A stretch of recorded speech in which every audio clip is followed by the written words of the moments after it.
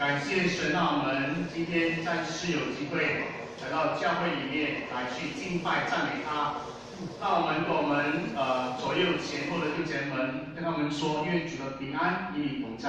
愿主的平安与你同在。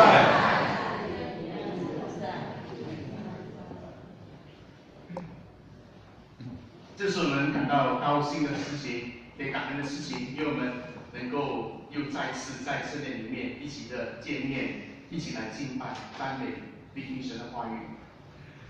在我们基督徒的家庭里面，我们一般都会放了一个牌匾，或者是这样的一个图画在我们当中。是什么图画呢？基督是我家之主。请问在我们家里有放这个图案的举手看一下。几乎很多家庭都有放哦。为什么要放这个牌匾或是要现挂这样的一个图案在家里呢？提醒自己。提醒自己。提醒自己什么？基督是我们家的主。基督是我们家的主。基督是我们家的主哦，一个提醒，对，是的，它是一种的宣誓，或者一种的宣告，或者提醒，在一切事上，我这个家都是以什么？以基督作为中心，就是在夫妻的这个互动沟通关系之间，或者是父母亲跟孩子的这个关系之间，我们都是听从他的话。行他的道，也活出基督化的家庭的生命的见证，所以我们才会放这样一个牌匾或是一个图案放在我们家里面，也让基督的爱充满我们的家，使我们的家是一个充满基督爱和香气的一个家。今天我们所看的《使徒行传》第2章的记载。是彼得，就是耶稣的门徒之一，他在初期教会公开宣讲的第一篇的这个讲章。然后你从这第2章的里面他所讲的讲章，我们可以清楚的看到，他透过以基督为中心作为一个主轴，就是告诉当事人说，他在世上所行的异人。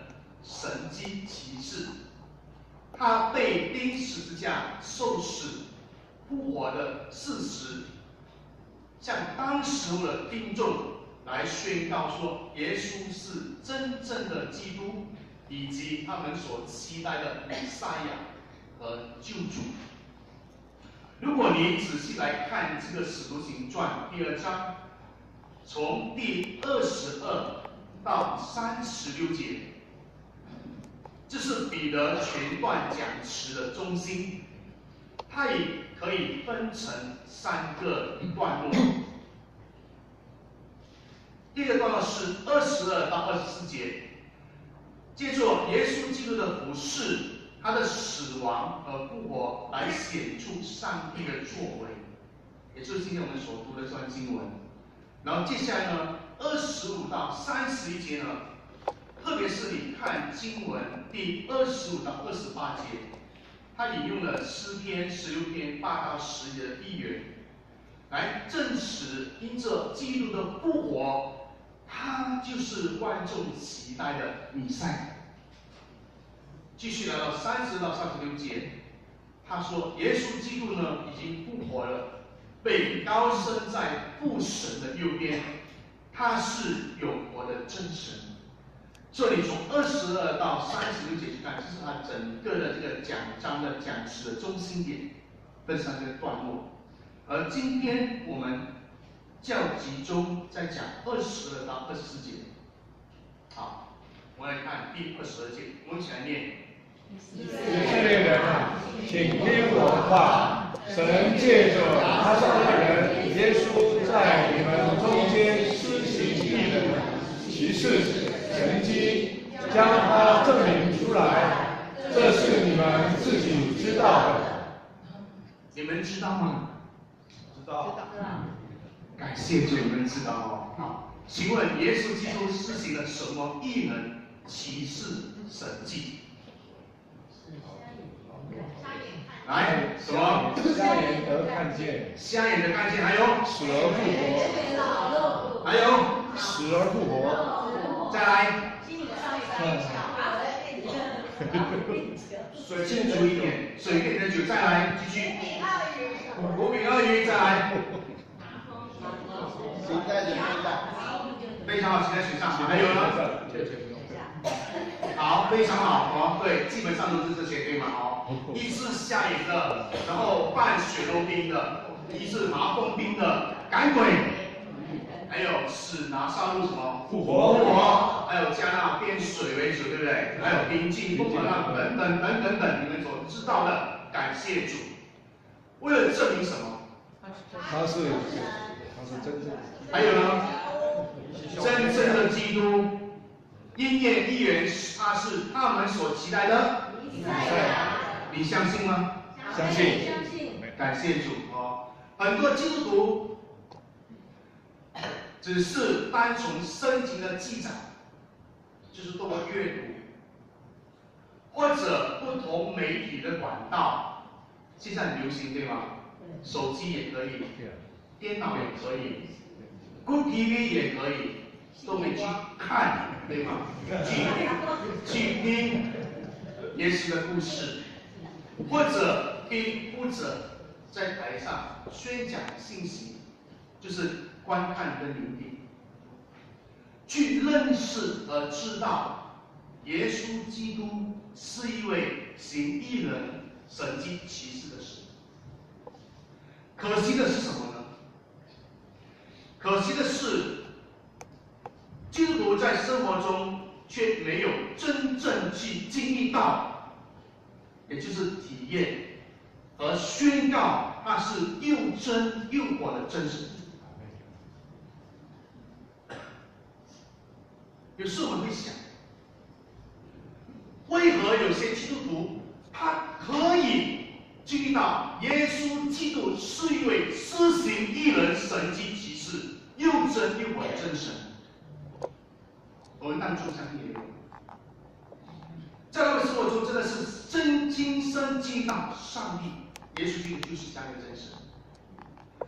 可是，为什么有些基督徒他认识，他也知道耶稣基督是能够神迹奇事异人的神，可是却在他们的生活中完全没有这种的经历和感受呢？为什么？为什么有些基督徒看到你来到面前的时候，跟你宣告、跟你做见证说，上帝就是那么伟大，上帝是那么又真又活的神？可是你发现到有些基督徒没有这种的感受和经历，为什么？为什么？因为他没有求，没有求，很好。我跟你讲个故事，橘子是酸或者是甜的故事。有位反对而否定神存在的这个博士，他时常找一些相信上帝、耶稣基督存在的人，去跟他辩论，而且他也蛮厉害，可以驳倒很多那些相信神存在的基督徒。然后呢，有一次他遇到了一个阿嬷，这个阿嬷呢，她刚好从菜市场，她呢提了一篮子的这个橘子，橘子，然后来到这个博士的面前，就跟这个博士说：“我刚从菜市场买了一些的橘子回来，我想请问你一下，我买的橘子是酸的还是甜的？如果是酸的，请问有多酸？如果是甜的，请问有多甜？如果你是那位博士，你怎么回答？没有吃的，没有吃的，看就知道。是。那博士回答他说：“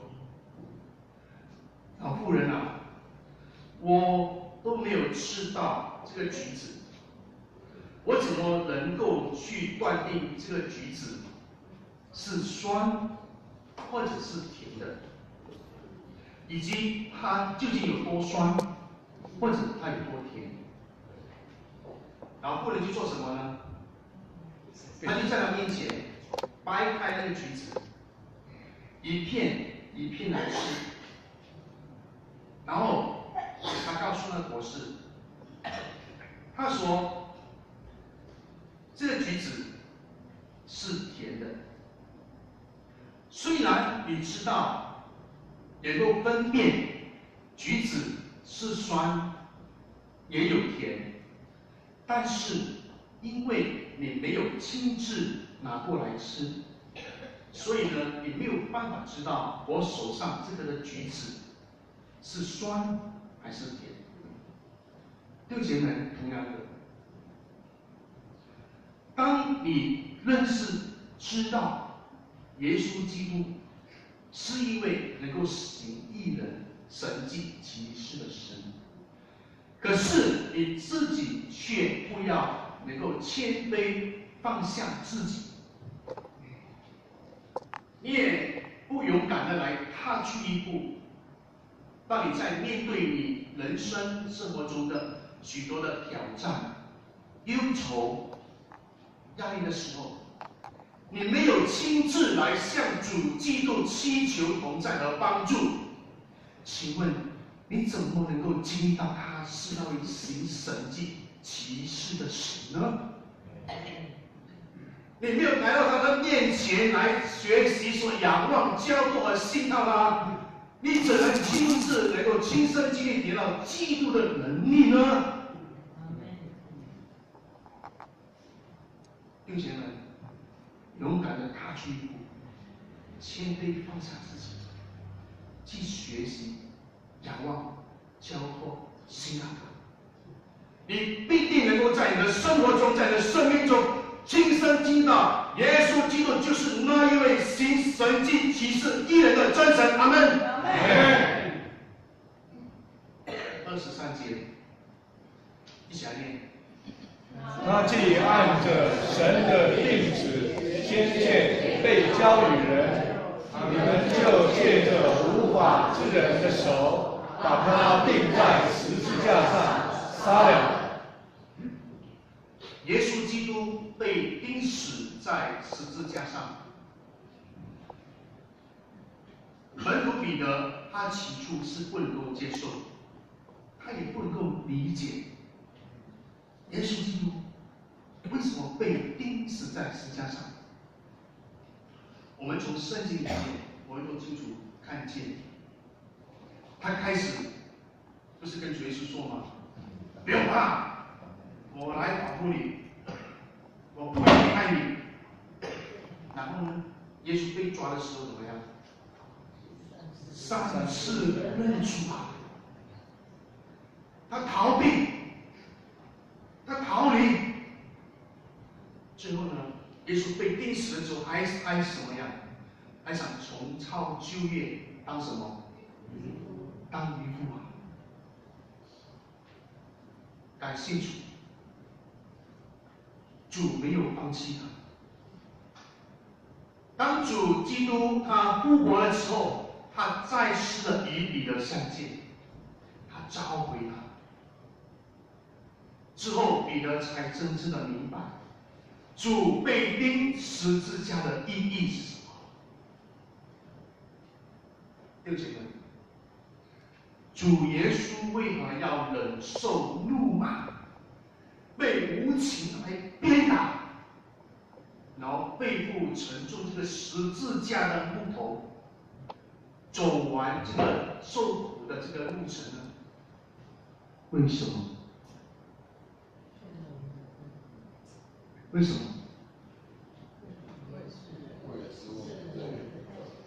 是，因为他爱你和我，他顺服上帝的旨意，他要完成这个救赎的工作，因为他爱你和我，并且他将完成拯救我们脱离罪的捆绑和死亡的权势的救赎恩典给予我们。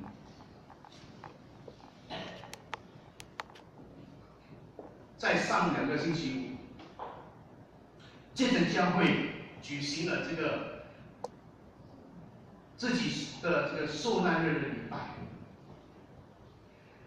我们当中也有很多的长子同工，还有弟兄姐妹来参加。我们那天晚上，我们感谢神，圣灵动工，让参与者都深受感动，主耶稣为我们所付出的爱，领受他牺牲生命给予我们救赎的这个恩典。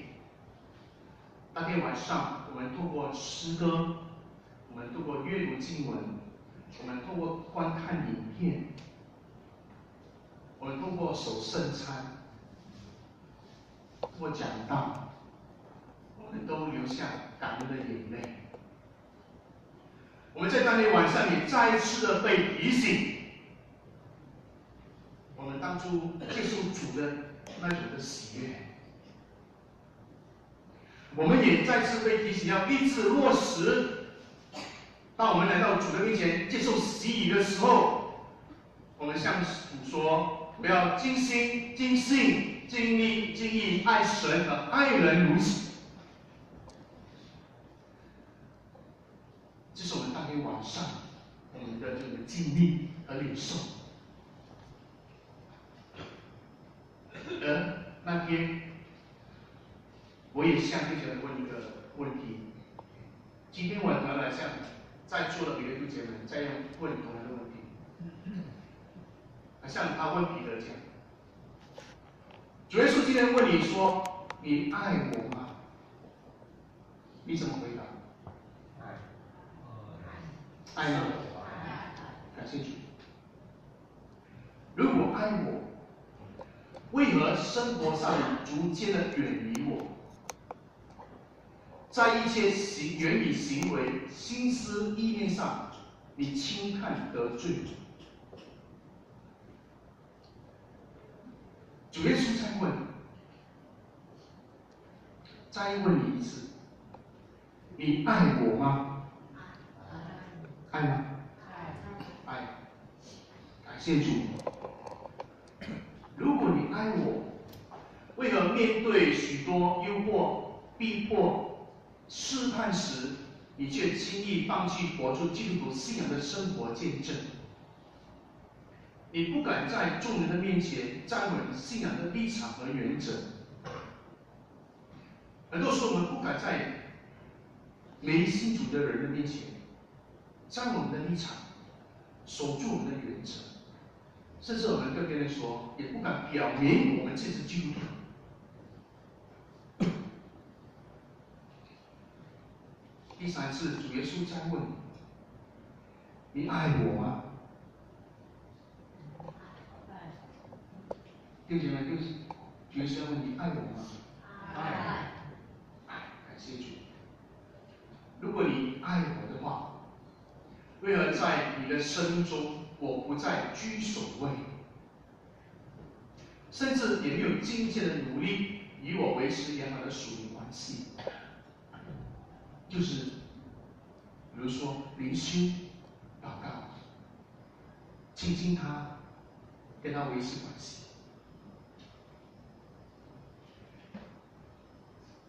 对一个基督徒，他能够回答这3个问题，他说他完全能够说爱主耶稣。这样的基督徒就是活在以基督为中的信仰的生活里面。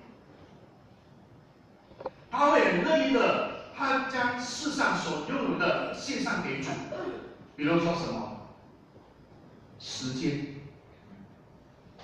比如说金钱。甚至什么呢？连命都可以给你，对不对？所以你会看到世上很多基督徒能够为主什么殉道。去作为回应他为我们牺牲所付出的爱。所以，当我们说我爱你的时候，我爱主耶稣的时候，你不会再说我没有时间灵修祷告。当你说我爱主耶稣的时候，你不会在言语行为上去轻看和随意得罪主。当你说你爱主耶稣的时候，你会在生活上站稳，守住信仰的原则和立场，并且怎么样？努力活出基督徒生命的样式。因为我们都是属于怎么样？主基督的精兵。我们都是属于主基督的精兵，阿们。24节，一起来念。神却将死的痛苦解释了，叫他复活，因为他原不能被死拘禁。究竟基督复活对我们有什么重要的意义？我们教会每一年都在庆祝复活节。上个星期也刚好传讲有关复活的信息。我相信你听了很多年有关于复活的这个信息，请问基督复活对你有什么重要的意义？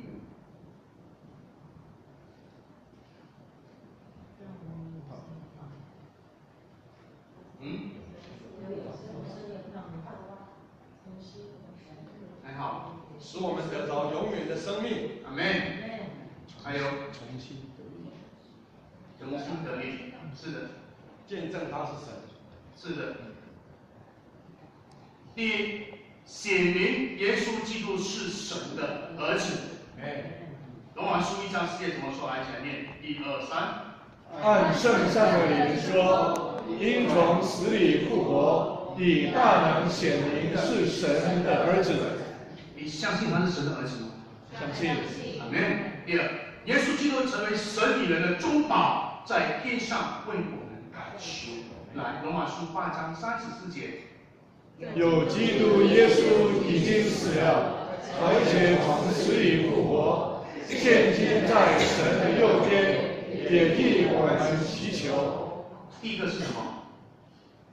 显明神的儿子。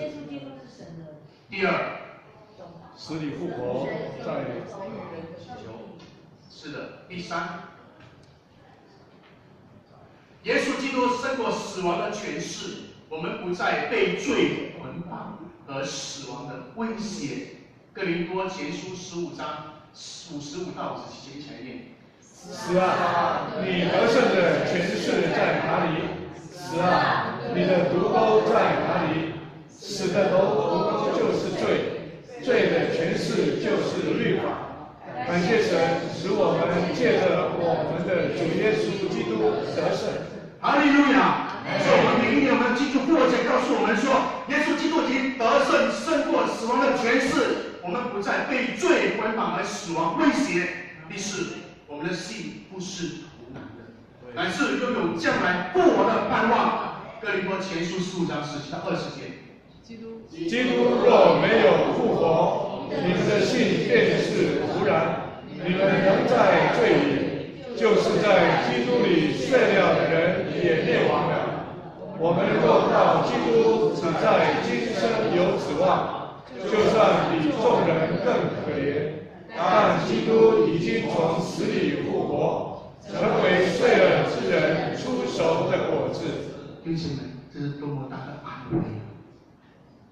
我们不能在今世，我们充满了希望、喜乐，有处事的平安。我们在面对将来的时候，我们更有确据知道我们有复活的盼望。感谢主！这就是耶稣基督复活带给我们重要的意义。好，弟兄们，我再问大家一次，请问基督复活对我们有什么重要的意义？4个点。显明神的神儿子。很好。第二呢？耶稣基督的好，社会代求。第3呢？使我们脱离罪恶的捆绑。而死亡呢？第4呢？感谢主，我们都能够将主所赐我们复活的这个重要的意义，我们记起来，让我们心里面充满了喜乐、平安和盼望。基督从死里复活了，是初期教会的信仰以及基督徒宣讲的中心。当我们来到教会敬拜神的时候，我们是以基督作为中心，因为他已经为我们的罪被钉死、埋葬、复活了。当我们在跟别人宣扬福音的时候，我们以耶稣基督做一个宣扬的一个中心，因为这是福音基本的骨干，也是整全福音的核心。所以我们来教会的时候，我们会来诉说、宣讲耶稣基督的事迹跟他的故事。所以在信仰生活以基督为中心，我们能够以基督做我们的中心，是因为我们相信耶稣基督是位行异人、神迹奇事的真神。阿们。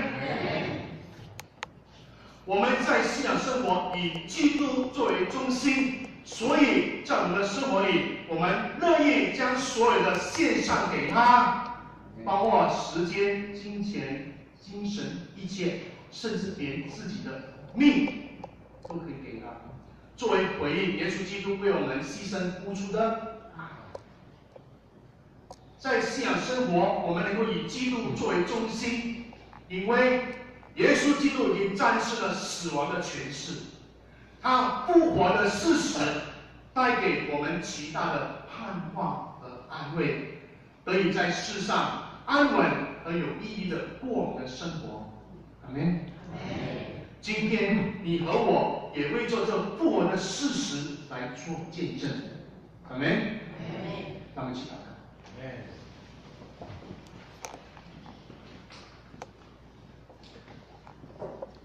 哈利路亚！感谢赞美主，因着你的复活，你带给我们的盼望，带给我们的安慰，带给我们的喜乐的平安。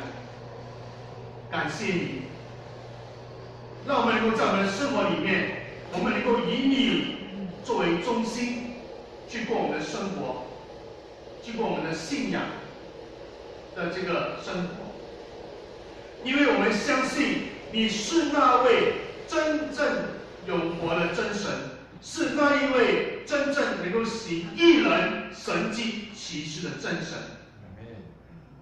因此，我们能够以基督为中心过我们的信仰的生活。